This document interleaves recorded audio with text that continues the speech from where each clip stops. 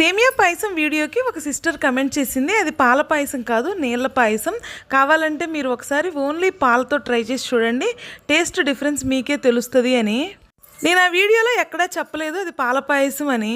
మీరు చెప్పింది absolutely correct. పాలతో చేసిన దానికి ఇలా చేసిన దానికి టేస్ట్ చాలా డిఫరెన్స్ ఉంటుంది. నేను పాయసాన్ని అలా చేస్తాను, ఇలా కూడా చేస్తాను.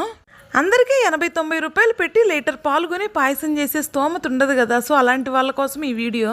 పాలుకునే స్తోమత కూడా లేదా అని అనుకుంటారేమో, నా గురించి కాదు, జనరల్గా చెప్పాను. ఎవరి గురించో ఎందుకు కానీ నా చిన్నప్పటి నుంచి మా ఇంట్లో బర్రెలు ఉండేవి, పాలు ఎప్పుడు ఫ్రిడ్జ్లో ఉంటూనే ఉండేవి. అయినా మా అమ్మ ఎప్పుడు పాయసం చేసినా ఇలానే చేసేది.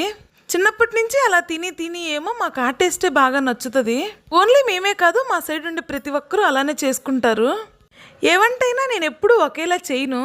వీడియోలో చెప్పే కదా అని రాంగ్గా అనుకోకండి, మీరు చెప్పింది కరెక్ట్ అని చెప్తున్నా. ఈసారి ఎప్పుడైనా ఓన్లీ పాలతో పాయసం చేసి వీడియో షేర్ చేస్తాను.